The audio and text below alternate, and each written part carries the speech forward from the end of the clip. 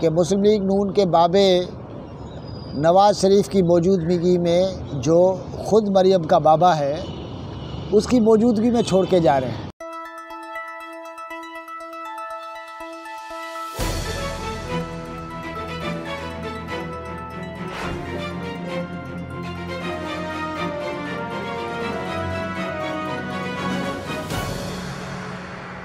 फ़िलहाल अगर political parties की उन ख़बरों को साइड पे रखें जिसमें बिलावल भुट्टो से लेके नवाज़ शरीफ से लेके इमरान खान अपने कैंपेन को मजबूत करने के लिए या अपने केसेस को मजबूत करने के लिए मुख्तलिफ़ बयानात देते हैं और फोकस इस चीज़ पे करें कि मुस्लिम लीग नून से सीनियर लीडर्स क्यों छोड़ के जा रहे हैं, या पीपल्स पार्टी से लतीफ़ खोसा छोड़ के गए, एतजाज़ अहसन बिलावल भुट्टो जरदारी की कैंपेन करते हुए नज़र आ रहे हैं। इन दोनों पॉलिटिकल पार्टीज़ के जो बाबे हैं, जिनमें कुछ बाबे ऐसे हैं जिनको काफ़ी टाइम तक जो है वो बिलावल ने हिट किया, और कुछ लोगों ने ये भी कहा कि जी इन बाबों में बिलावल का बाबा भी तो है, लेकिन उसने बिलावल के इस अटैक को किस तरह डील किया था, अब ये चीज़ इतनी पुरानी भी नहीं है कि हम भूल जाएं। लेकिन मिसाल के तौर पे महताब अब्बासी जो हैं वो पार्टी छोड़ गए। उसके बाद क्या हुआ? उसके बाद ये हुआ कि लोगों को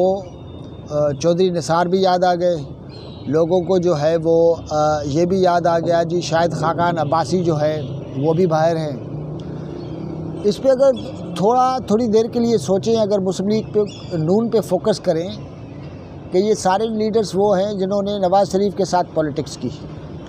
और नवाज़ शरीफ के साथ पॉलिटिक्स में उन्होंने ये साबित कर दिया कि जो मुस्लिम लीग के बड़े सच्चे कारकुन हैं उनके साथ बड़े कमिटेड हैं। और ज़्यादा पीछे जाएंगे तो एक गौस अली शाह साहब भी होते थे, उन्होंने भी एक सर्टेन टाइम में मुस्लिम लीग नून के लिए बहुत सफ़र किया, लेकिन ख़्याल ये है कि उनको वो पजीराई, वो इज़्ज़त नहीं मिली जो मुस्लिम लीग नून को मिलनी चाहिए थी।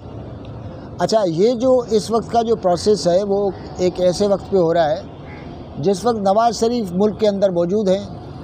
और ख़्याल ये है कि ये बाबे इसलिए छोड़ के जा रहे हैं कि मरियम नवाज़ अपनी टीम बना रही है। इसका मतलब है कि ये पहली दफ़ा हो रहा है कि मुस्लिम लीग नून के बाबे नवाज़ शरीफ की मौजूदगी में जो ख़ुद मरियम का बाबा है उसकी मौजूदगी में छोड़ के जा रहे हैं। बड़ी मज़ेदार किस्म की बात है, और इसको अगर क्लोज़ली वॉच करेंगे तो आपको नज़र आएगा कि नवाज़ शरीफ के टारगेट्स जो है इस वक्त एक से ज़्यादा हैं। मिसाल के तौर पे इस शोर शराबे में आपको नज़र ये आता होगा कि नवाज़ शरीफ साहब जो हैं वो सिर्फ़ चौथी दफ़ा वज़ीर-ए-आज़म बनना चाहते हैं और एक हुकूमत उनको और चाहिए। लेकिन क्या हम लोग इस तरह नहीं सोच सकते कि नवाज़ शरीफ को हुकूमत से ज़्यादा जो बड़ा ऑब्जेक्टिव है वो ये है कि वो अपनी ज़िंदगी में अपनी पार्टी अपनी बेटी के हवाले कर जाएं और इसको इंश्योर कर जाएं कि मरियम नवाज़ जो है अब मुस्लिम लीग नून की अनचैलेंज किस्म की लीडर है, क्योंकि उनकी पार्टी में एक और बाबे जो उनके छोटे भाई हैं शहबाज शरीफ साहब वो भी मौजूद है, उनका ख़ानदान भी मौजूद है। तो मेरे ख़्याल में कि इस तरफ सोचने की ज़रूरत है कि नवाज़ शरीफ के सामने सबसे बड़ा टारगेट ये है कि इस इलेक्शन कैंपेन के दौरान प्रोसेस कुछ इस तरह हो कि अगर हुकूमत मिल जाए तो भी बड़ी अच्छी बात है, अगर हुकूमत नहीं भी मिलती तो एक तो मरियम की पार्टी पे ग्रिप हो जाएगी, लेकिन इससे एक और बड़ा मामला ये है कि नवाज़ शरीफ और मरियम को पाकिस्तान की पावरफुल मिलिट्री इस्टेब्लिशमेंट की तरफ से पाकिस्तान के अंदर पॉलिटिक्स करने की इजाज़त या सर्टिफिकेशन भी मिल गई। मेरे ख़्याल में ये बहुत बड़ी अचीवमेंट है। अब इशू ये है कि पाकिस्तान पीपल्स पार्टी से जो बाबेबाजी में एक भागे थे, वो भागे थे बेनज़ीर भुट्टो के ज़माने में। बेनज़ीर भुट्टो अपनी टीम बना रही थी और आपने देखा कि उनकी जो वालदा थी नुसरत भुट्टो, उनको किस तरह उन्होंने पीछे छोड़ के आके पार्टी की कमान संभाली थी। बहुत सारे लोगों को उस वक्त ये मायूब लगा लेकिन पॉलिटिक्स बड़ी जालिम किस्म की चीज़ है। अगर आपको लीडर बनना है तो फिर आपके एहसासात, फीलिंग्स और रिश्ते जो है उनकी बड़ी अहमियत नहीं होती, हिस्ट्री साबित करती है।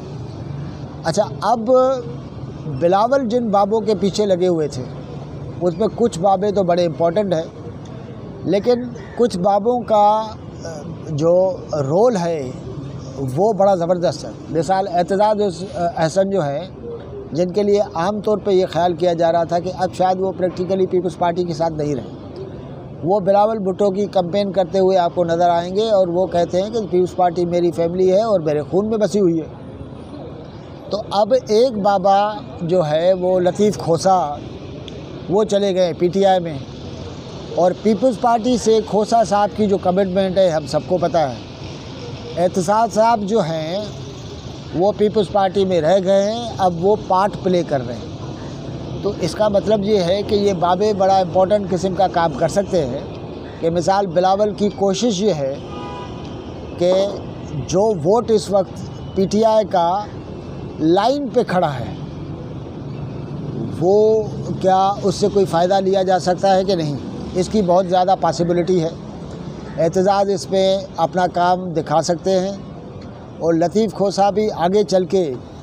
इंडिपेंडेंट कैंडिडेट्स जो आएंगे पीटीआई के उसमें काम दिखा सकते हैं। तो ये पीपल्स पार्टी पंजाब के अंदर जहाँ पे उनको पता है कि बिल्कुल उनकी बेस नहीं है,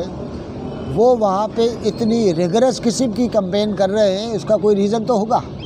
और बिलावल का ये कहना है कि जी चौथी दफ़ा तो मैं नवाज़ शरीफ साहब आपको जो है वो बिल्कुल भी वज़ीर आज़म नहीं बनने दूँगा। तो ये कोई ऐसे तुक्के की बात तो नहीं है। इसका मतलब है कि पीपल्स पार्टी के लिए ये सोचा जा सकता है, या पीपल्स पार्टी इस तरह क्यों नहीं सोच सकती कि पंजाब के अंदर ये जो सारे इंडिपेंडेंट्स हैं उनका एक चंक, कुछ हमारी सीटें, और उसके अलावा ये जो इंडिपेंडेंट्स हैं सारे ये और जो दूसरी पार्टियां हैं उनसे मिल मिला के हुकूमत बनाई जा सकती है। और मेरे ख़्याल में ये पॉसिबल है, इसलिए कि नवाज़ शरीफ जो हैं उनको पता है कि अगर वो चौथी दफ़ा वज़ीर आज़म बन सकते हैं, बन तो सकते हैं,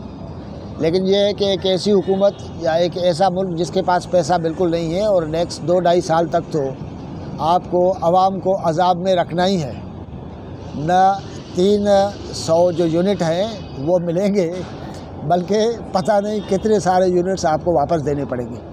तो पाकिस्तान की पॉलिटिक्स में इस दफ़ा बाबों का बड़ा रोल है और मेरे ख़्याल में उनको हिस्ट्री में लिखा जाए।